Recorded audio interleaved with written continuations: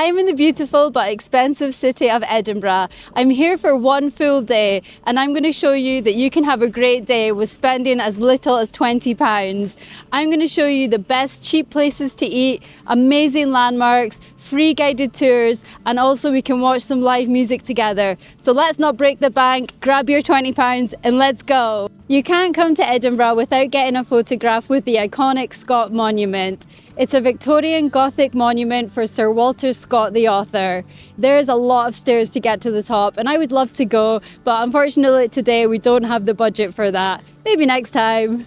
I've not had breakfast yet and I am really needing some coffee. I found this independent cafe and lunch spot called Snax, which is just off of Princes Street and it's famous for its breakfasts. So let's go get some. I just picked up my breakfast roll from Snax. I tried to get the cheapest thing on the menu, so it was £3.20 for a haggis roll, and also I got an espresso. I think it was £2, so I'd say £5.30 altogether. That's not bad for a breakfast. So the breakfast roll with haggis was really nice. It was very savoury. I've never had haggis for breakfast before in a roll. I had it with ketchup and the bun was buttered. So yeah, it was really good. I would recommend it and it's quite cheap and very filling. The coffee, on the other hand, I don't know, it has more of an aromatic flavour. It wasn't sort of like a bold, strong espresso, which I really needed at this time in the morning, but it did the job. I feel more awake, so let's go see what we're doing next. In Edinburgh, there are more than 80 little hidden back streets that seemingly lead to places unknown. These are called closes and were originally narrow paths that provided access to residents that were further from the Royal Mile. The names often indicate the occupation of the residence or even a famous resident. This is Advocates' Close and it takes us from the bottom of Coburn Street to the Royal Mile. It's a very narrow steep alley which exits opposite St Giles Cathedral. It dates back from at least the 15th century and elements from the 16th century still survive. The name derives from the house of Sir James Stewart, who was the Lord Advocate of Scotland. Deacon Brodie's Tavern is a very old historical pub on Edinburgh's Royal Mile and is named after William Brodie, who was a cabinet maker and deacon of the Guild Trades of Edinburgh. Behind me is Victoria Street and it's probably one of the most photographed streets in Edinburgh. As you can see by people taking photos now, it's almost near impossible to get a clear shot. It's a charming cobbled street in the heart of the old town with some pretty unique shops on it. I think my favourite shop is I.J. Mellis, the cheesemongers, not only because the cheese is delicious, but their Scotch eggs are also to die for. This is the Vennel Viewpoint, situated just off of the Royal Mile. It's arguably the best view of the castle that you'll ever see. It's really busy here as well, so it can be more difficult to get a picture. Best get here early. If you make it to the top of the Vennel, you'll discover part of the old city walls from the 16th century. The Flodden Wall was erected following the defeat of the Scots at the Battle of Flodden in 1513. Behind me is Edinburgh's Farmers Market. It's on every Saturday from 9 till 2 and offers local produce like breads, meats, cheeses and even sometimes beer. This was the first time that I had visited the Farmers Market and I was actually surprised at how many stalls there was and also how busy it was too. If I was a local, I would definitely come here all the time. There was so much lovely fresh and local produce on offer. I saw so many great ideas for souvenirs too. I would recommend coming here just even to have a look around. The Grassmarket is on every Saturday from 10 till 5, which has an array of different stalls selling all sorts, like arts, crafts, jewellery, gifts, and also local made food, which, let me tell you, smells amazing. Also, just to point out, I topped up my water at regular stops throughout Edinburgh at these free water dispensers. Really good for saving money. I happened to notice this plaque on the side of the building highlighting the 3 brass plates on the pavement at the side of the road, which is the last public execution in Edinburgh in 1864. Always something interesting to see and learn if you keep your eyes peeled. I booked a free tour of the St Giles Cathedral. It starts at 10:30, so let's go inside and see. This cathedral is absolutely stunning and its history has spanned over 900 years. I visited a few times before this, but this was the first time that I had taken the tour and it was well worth it. You can book their tour on their website. It starts at 10:30 for approximately 45 minutes. Our tour guide was really knowledgeable and I learned so much about the background of the cathedral as well as the history of Scotland and Edinburgh. The tour guides you through the past and present of the building in an accessible, informative and amusing tour that leaves no stone unturned in the cathedral's fascinating history. Also, if you ever visit with your dog, the cathedral is dog friendly too. Just had a wander up to Edinburgh Castle. Looks quite nice in the sunlight, but me oh my, look at that queue. I'm glad I'm not going in there right now. But yeah, that just shows if you do want to go, I would book this in advance and go early. If you're in Edinburgh but the castle is not in your budget, I would definitely recommend walking up here, even just to have a look at the views. It's absolutely stunning, especially on a day like today. In the distance, you can see the Pentland Hills Regional Park, which features 9 peaks of over 1,500 feet, an excellent place to go for a hike. And Arthur's Seat is the extinct volcano, which is a lovely walk offering views over the city. This old 18th century building featuring Scots baronial architecture is now actually flats. Can you imagine living here with that view? Wow. Another icon of Edinburgh is Greyfriars Bobby. He was a terrier that became known in the 19th century for spending 14 years guarding the grave of its owner until its death in 1872. Rubbing its nose doesn't give you good luck, it's just damaging the statue, and the council have asked people not to do this. I've done a fair bit of walking now and I'm getting quite hungry. So for lunch, I'm going to go to the Piemaker and get myself a macaroni pie and a well-needed coffee. Lunch at the Piemaker was really tasty. The macaroni pie was creamy and delicious and the crust was really crumbly. I would definitely recommend to go there to get a pie. And the double espresso was just what I needed this morning. It was really strong and really smooth and absolutely delicious. It cost me £5 for my pie and for my double espresso, so now I've got £9.70 left, so let's see where we can get with that.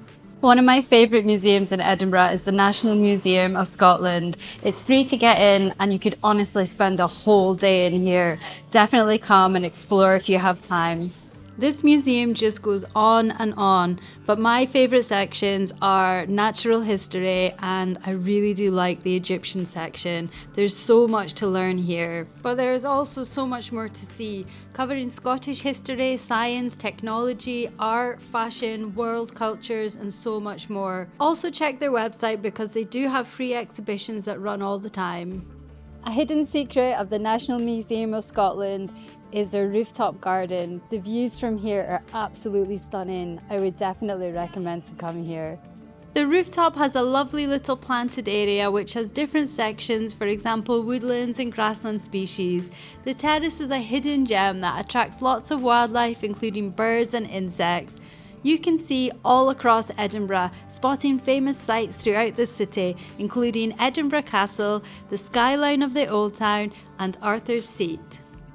I'm currently in Edinburgh's Central Library. When I was looking for free events, I found out there was actually some live music today, and it's called Music on the Mezzanine. The band is Eastern European folk music, and it's called Kapelye. And I just got told there's free tea and coffee, so I'm really excited now. Let's go.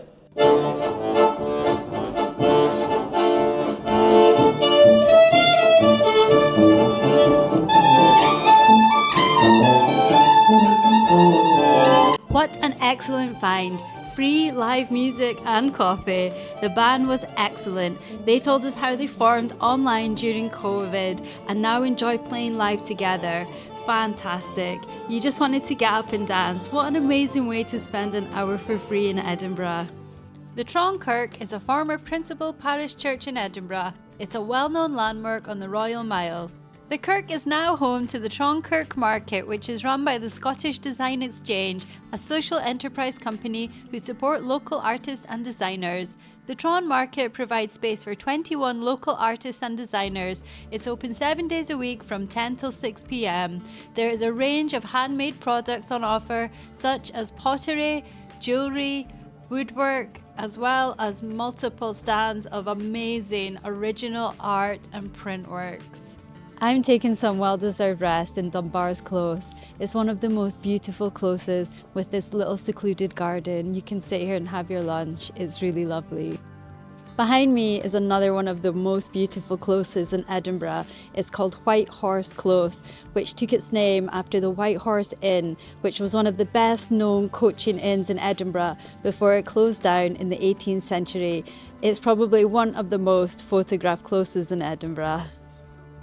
Behind me is the Scottish Parliament building. I've booked a free tour that starts at 3:30. You have to go through security to get into here, so I better hurry up. Let's go. I've just made it past security in the Parliament, and that was honestly just like an airport. You had to take everything out and get it scanned through the machines, and then you had to walk through a metal detector. So just be careful what you bring if you're going on this tour. In the Parliament building, they have a permanent exhibition as well. There's no need to book in advance and it's absolutely free to visit. The exhibition also has a model of the Parliament building itself, which I thought was fascinating, and it also goes over all the different architecture styles and designs that was inside the building, and it just is a really lovely experience. Furthermore, the Parliament building has a collection of over 70 Scottish artists' artwork. There's a range of works including oil paintings, sculptures, photography, textiles, mixed media and installations. These are all displayed in the public areas and they're free to come in and look at as well, so there's plenty to do even if you don't have a tour booked. The guided tour lasted about 45 minutes.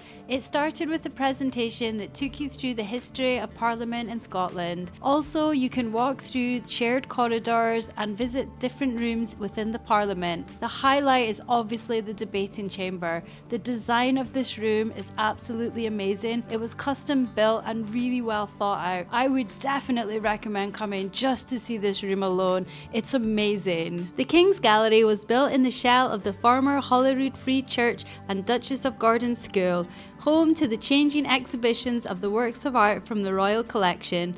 Not free to enter, so not for me today. This is the Palace of Holyrood, which to this day is the official residence of the British monarch in Scotland. It's located at the bottom of the Royal Mile, opposite end from the castle. Holyrood has served as a principal royal residence in Scotland since the 16th century. The palace is not free to get into, however, if you walk around the side you can get some really nice views like I did. The Cannongate Kirk is a pretty church with a frontage featuring a Dutch gabled south end, sat in a kirkyard, home to many of the great and good of Edinburgh's past. Bakehouse Close is a well-preserved historic alley known for its 16th and 17th century buildings. It was named after the presence of a large bakery that once supplied bread to the city.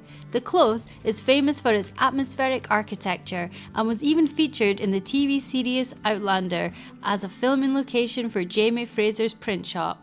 On the Royal Mile next to the Tollbooth Tavern is the People's Story Museum. It's housed in the late 16th century Cannongate toll booth. As its name implies, it tells the stories of the lives, work and leisure of the ordinary people of Edinburgh from the late 18th century to the present day. The museum is free to enter, but I just ran out of time today unfortunately. One for another day.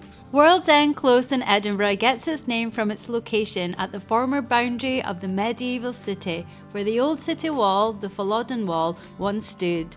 For many residents, this marked the end of the world, as venturing beyond it meant leaving the security of the city.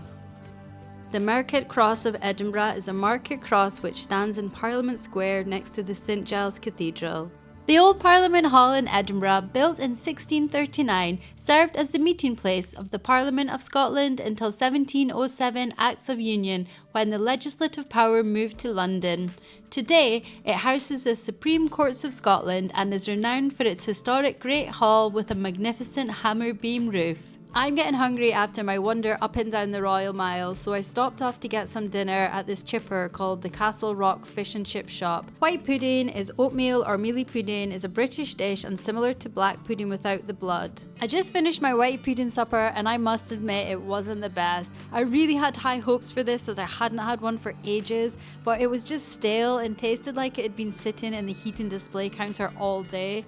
It should taste rich, savoury and slightly peppery with a smooth, fresh and creamy texture. Fresh white pudding should also have a crispy batter. The chips were okay but also not the best. I'm slightly gutted that this cost me £8.50. I know I could have got something nicer for a similar price, but you can't win them all. If you're at a loose end, you're never far from a street performer on the Royal Mile. What great entertainment. I love Edinburgh. You always get something for nothing. When I was walking up the street, I got handed a couple of these tokens to get some free pints in the Tron. I used to go to the Tron when I came to Edinburgh to see gigs. It's a good bar, it's good fun, plays lots of good music. Let's go get some pints.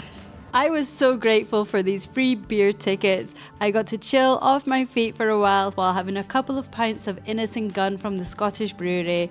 They were just what I needed. I sat and watched the Six Nation Rugby Championship where England beat Wales. Gutted. Mary King's Close off the Royal Mile is situated under the Old Town buildings.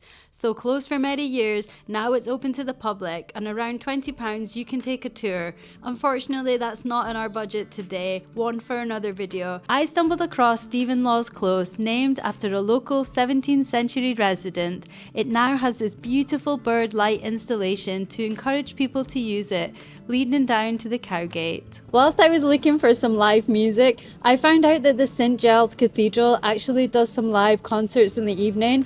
So tonight they've got one by the Fairbanks, Alaska High School Music Department. They are classical with a mix of jazz. So let's go see.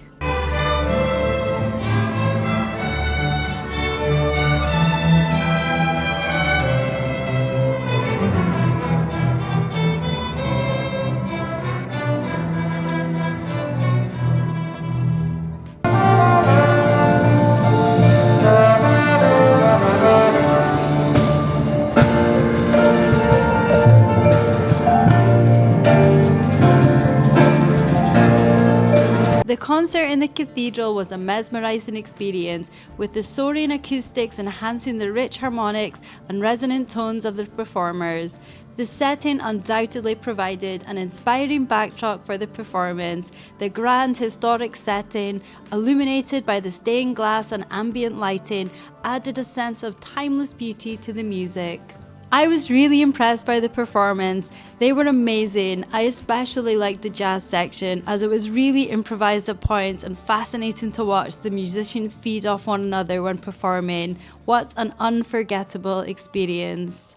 Flesh Market's Close got its name from the meat market and slaughterhouse that operated there.